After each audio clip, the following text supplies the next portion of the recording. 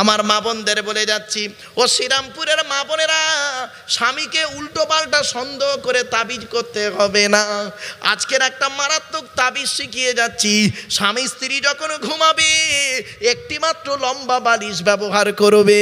স্বামী স্ত্রী যখন ঘুমাবে একটি মাত্র লম্বা বালিশ ব্যবহার করবে।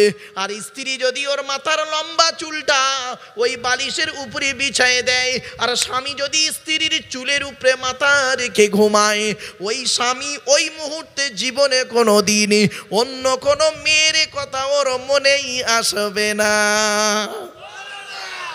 ও, এই ওয়াজটা শোনার পরে আমার অনেক মা বোন মনে মনে বলছে, মারুফ ভাই তুই এবার বাড়ি যা।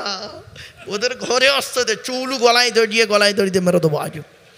রাগ করো না বাপ, অতি বাস্তব কথা বলে গেলাম।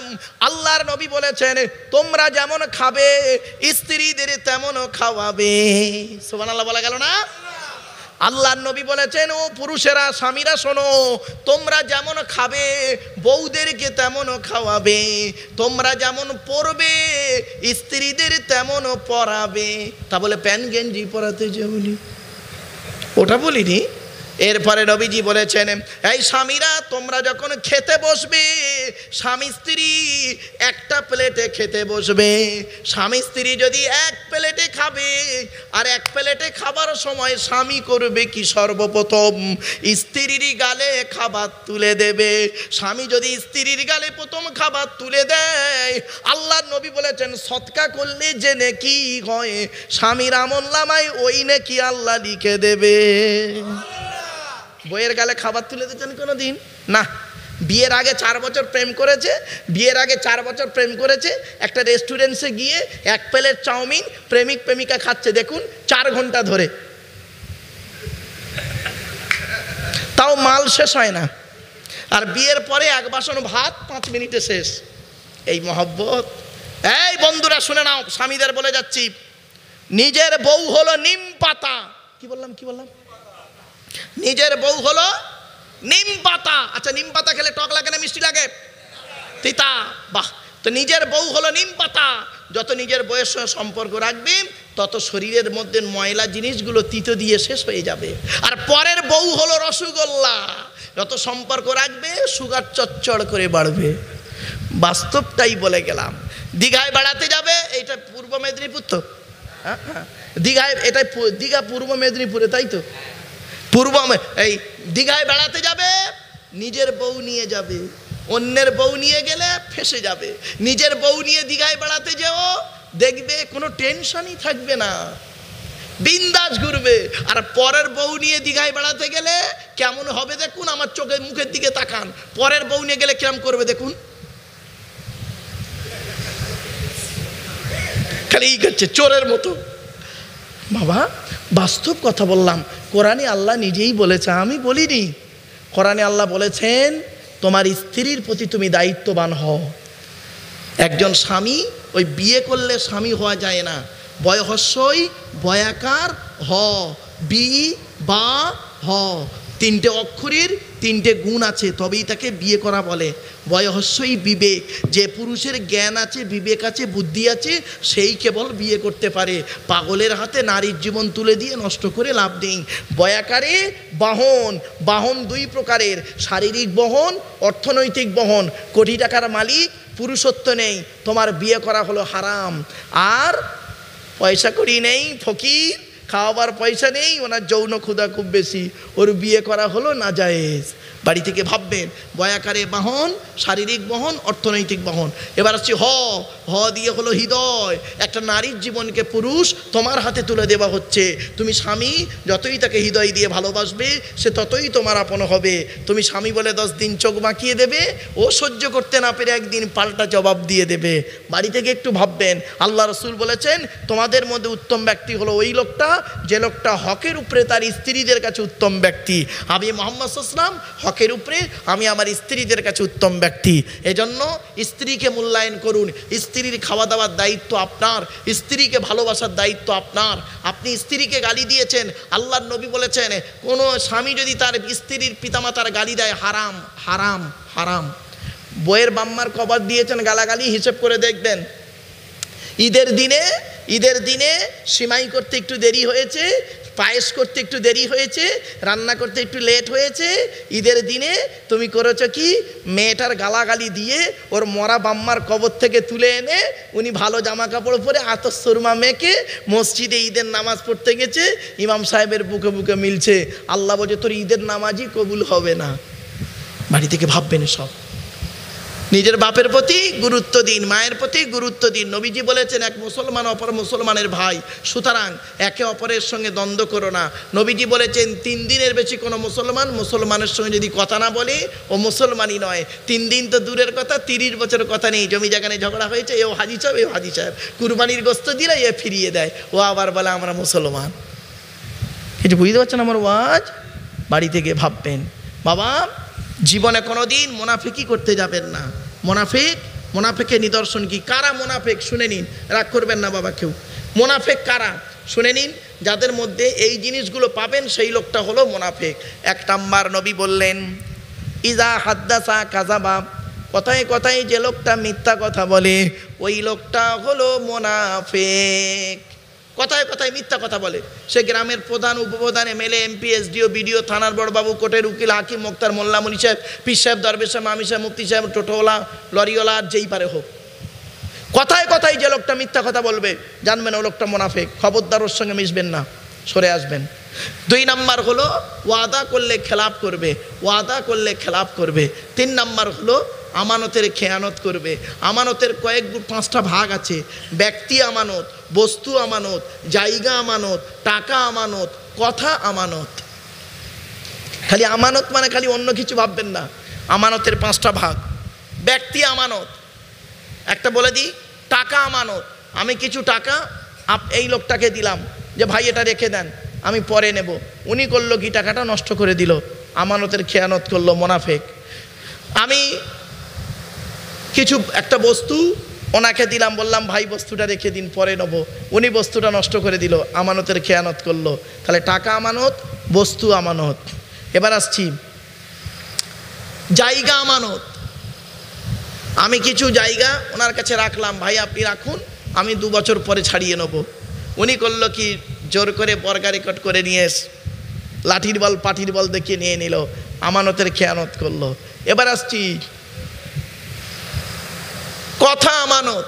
কথা, আমি একটা কথা ওনাকে বললাম, ভাই আপনি আলেম মানুষ, আমার এই কথাটা আমানত রাখবেন, কাউকে বলবেন না। উনি সুযোগ বুঝে করলেন কি, সেই কথাটা নিয়ে অন্যকে বলে বেড়ালেন। কথা আমানত। ব্যক্তি আমানত, আমার একটা মেয়েকে ওনার কাছে রাখলাম, হুজুর আপনার বাড়িতে আমার মেয়েটাকে রাখবেন, গরিব মানুষ আমি, আমার মেয়েটাকে একটু লেখাপড়া শিখিয়ে দেবেন। হুজুর করলো কি, 2-4-10 বছর পরে মেয়েটাকে আমি বাড়ি নিয়ে যাচ্ছি। আহারে, আমি মেয়েটাকে পাঠিয়েছিলাম 8 বছর বয়সে, আর 10 বছর হুজুরের খেদমতে থাকলো, তাহলে কত হলো বাবা? 18 বছর পরে মেয়েটাকে যখন বাড়ি নিয়ে যাচ্ছি, বাড়িতে যাওয়ার পরে মেয়েটা মাথা হেঁট করে অঝর নয়নে কাঁদছে। আমি বললাম, মা তুই কাঁদছিস কেন? মেয়েটা বলল, আব্বা আমার জীবনটা সর্বনাশ হয়ে গেছে। কেন? হুজুরের বাড়ি তো জীবন সর্বনাশ কী করে হলো? বলছে তোমাকে বলতে পারবো না আব্বা। তা মাকে বলছে 3 মাসের পেটে বাচ্চা। বুঝতে পারেননি? বুঝি এবার বুঝতে পেরেছেন? এই জন্য নবী বলেছিলেন 2 ঠোঁটের মাঝখানে 2 রানের বীজখানে। আমার ওয়াজ শুনতে গেলে একটু ব্রেন লাগবে। জ্ঞানীগুণী বুদ্ধিজীবী মানুষ বাড়ি থেকে একটু ভাববেন। আমার বাপেরা, খবরদার মুনাফিকি করবেন না, মুনাফিকি করবেন না। এই মাদ্রাসার সঙ্গে আপনারা কোনো দিন মুনাফিকি করবেন না। মাদ্রাসার প্রতি ভালোবাসা রাখুন, ভক্তি শ্রদ্ধা সম্মান রাখুন, নিজেদের মধ্যে মুনাফিকি করবেন না। আল্লাহ রাব্বুল আলামিন কোরআনে বলেছেন, মুনাফিকদের ঠিকানা হলো ইন্নাল মুনাফিকিনা ফিদ-দারকিল আসফালি মিনান নার। মুনাফিকদের ঠিকানা হলো জাহান্নামের সবথেকে নিকৃষ্ট জায়গা। শুধু তাই নয়, মুনাফিকদের কাজ কি? আল মুনাফিকুনা ওয়াল মুনাফিকাত বা'দুহুম মিন বা'দ ইয়া'মুরুনা বিল মুনকারি ওয়া ইয়ানহাউনা আনিল মারুফ। এক মুনাফিক অপর মুনাফিকের হলো কি? একই সম্পর্ক। আর ওদের কি সম্পর্ক? ওদের কাজ কি?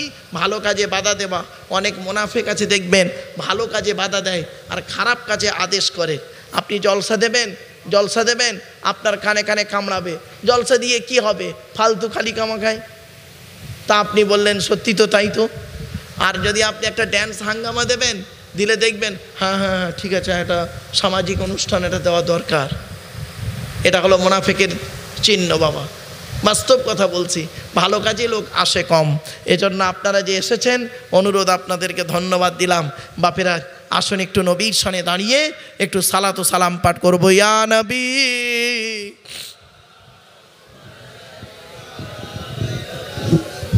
থাক থাক থাক থাক।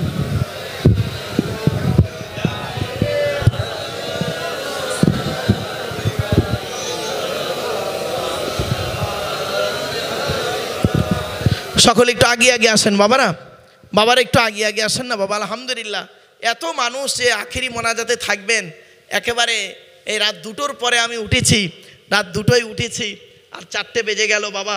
ফজরের ওয়াক্ত অনেকক্ষণ আগে হয়ে গেছে, ফজরের আজান হয়তো অনেক এলাকায় হয়েই গেছে, আপনাদের এলাকায় আজান হবেই। এই কিয়াম সালামের পরে আজান হবে, আজানের পরে জামাত হবে, জামাতের পরে ফুরফুরা শরীফ থেকে আগত আওলাদে মুজাদ্দেদুজ জামান পীর সাহেব হুজুর কেবলা তিনি আসবেন, তার জ্ঞানগর্ভ বক্তব্য রাখবেন। আখেরি মোনাজাত তো হবেই হবে ইনশাল্লাহ। ইনশাল্লাহ আপনারা মোনাজাতে শামিল হবেন। তাই বাপেদের কাছে আমার একান্ত অনুরোধ, করজোড়ে নিবেদন করছি, একটু দয়া করে একটু আগিয়ে আগিয়ে আসবেন, একটু আগিয়ে আগিয়ে আসেন না বাবা, একটু দয়া করে আগিয়ে আগিয়ে আসেন। নবীর প্রতি সালাত ও সালাম পাঠ করা হচ্ছে বাবা, একটু আগিয়ে আগিয়ে আসেন অনুরোধ করে বলছি। আসুন আমরা নবীর সামনে দাঁড়িয়ে আদবের সঙ্গে সালাত ও সালাম পাঠ করবো। ইয়া নবী সালামুন, জোরে জোরে।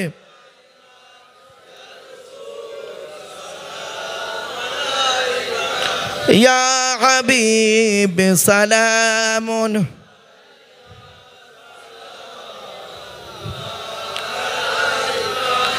দয়াময় আল্লাহ যিনি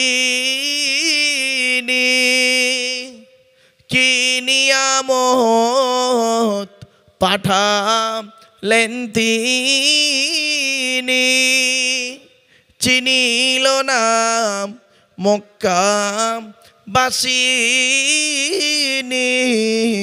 চিনিল বনের হরিণী। ইয়া নবী ইয়া রাসূল সালামুন আলাইকা,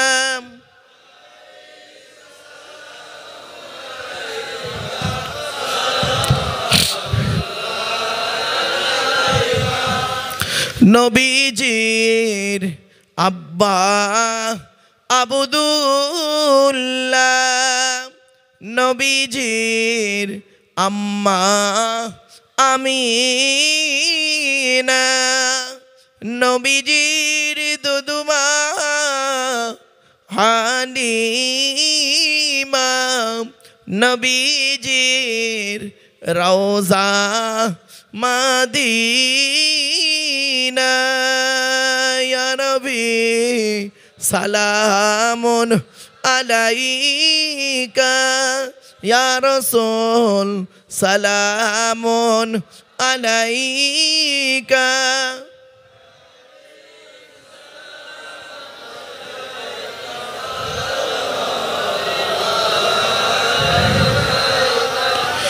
ইয়া নবী সালাম লও আমার, ইয়া রাসূল সালাম লও সবার, ইয়া হাবিব সালাম লও এই জলসার, আমরা যে নাদান গোনাগার।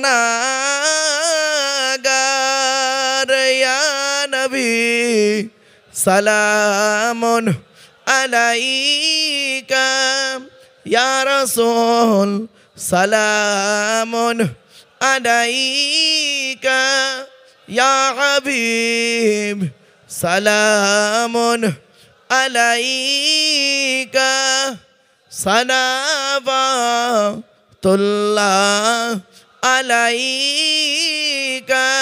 সকলে গায়ে গায়ে বসে যান। বালাগাল উলা বিকামালিহি কাশাফাতু জা বিজামালিহি হাসুনাতু জামিউ খিসালিহি সাল্লু আলাইহি ওয়া আলিহি আল্লাহুম্মা সাল্লি আলা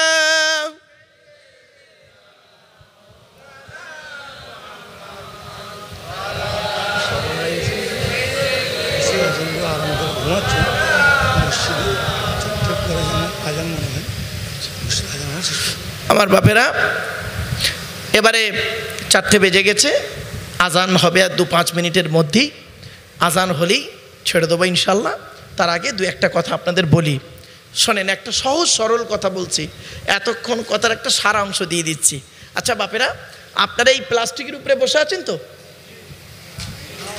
আচ্ছা, দেহতে আত্মা আছে, ভালো জামা কাপড় পরে খুশবু গায়ে লাগিয়ে আত্মাওয়ালা দেহ নিয়ে প্লাস্টিকের উপরে বসে আছেন, ঠিক না ঠিক? দেহ থেকে আত্মা যদি বের করে দেওয়া হয়, দেহটাকে রাখবেন কোথায়? মাটির নিচে, মানে কবরে। সেটা এখানে হতে পারে, দূরে হতে পারে। তাহলে পার্থক্যটা কি? আজ প্লাস্টিকের উপরে বসে আছেন আত্মা নিয়ে দেহ, আর কাল যদি আত্মা ছাড়া হয়ে যায় দেহটা, ওই প্লাস্টিকের নিচেই চলে যাবেন, ঠিক না বেটি? তাহলে পার্থক্যটা কি? উপর আর নিচে, এইটুকুই পার্থক্য। উপরে আছি, নিচেই চলে যাব। চলুন, যে ঘরটায় থাকবো ওই ঘরটার নাম কি? জোরে বলুন। কবর। কবর 4টে কথা বলে। 1 নাম্বার কবর বলে আমি কবর দরজা জানালা ছাড়া ঘর। আজকের বাড়ি যাবেন, বাড়িতে গিয়ে দরজা জানালা বন্ধ করবেন, লাইট ফ্যান পাখাটা এসিটা অফ করবেন, 24 ঘন্টা থেকে দেখবেন, বুঝতে পারবেন কবর কি জিনিস। 2 নাম্বার কবর বলে আমি কবর সাপ বিছে পোকামাকড়ের ঘর। আপনাদের এলাকায় যখন মানুষ মরে যায়, মরে যাবার পর আপনারা কি করেন? গোসল দিয়ে, কাফন পরিয়ে, জানাজা পড়িয়ে, মাটি দিয়ে চলে আসেন, ঠিক না বেটি? 20 দিন পরে, কতদিন? 20 দিন পরে কবরটা একটু খুলে দেখেছেন কেমন আছে? একবার দেখবেন, শুনে নিন। মানুষকে মাটি দিয়ে আসার পর 8 থেকে 10 দিন পরে মাথার চুলগুলো, হাতের নখগুলো, গায়ের লোমগুলো খসে খসে পড়ে যায়। 10 থেকে 12 দিন পর ব্রেনটা পচে গিয়ে নাক দিয়ে, কান দিয়ে, গাল দিয়ে গড়াতে থাকে। 18 থেকে 20 দিন পর পেটটা ফেটে যায়, পোকায় তৈরি হয়। 2 মাস পর চামড়া, মাংস পোকায় খেয়ে নেয়, ফ্রেমটা পড়ে থাকে। 6 মাস পর কয়েক কটা হাড় ছাড়া সব শেষ হয়ে যায়। কোথায় গেল সুন্দর দেহ? ও সুন্দরী নারীরা, কোথায় গেল তোমাদের সুন্দরী দেহ? মাটির দেহ মাটি হবে, পুড়ে হবে ছাই। এ দেহ পচা দেহ, গরব কিসের ভাই? বাড়ি থেকে ভাববেন। যাই হোক বাবা, এতক্ষণ আলোচনা করলাম, ভাষাগত দিক থেকে ত্রুটি হলে ক্ষমা করবেন।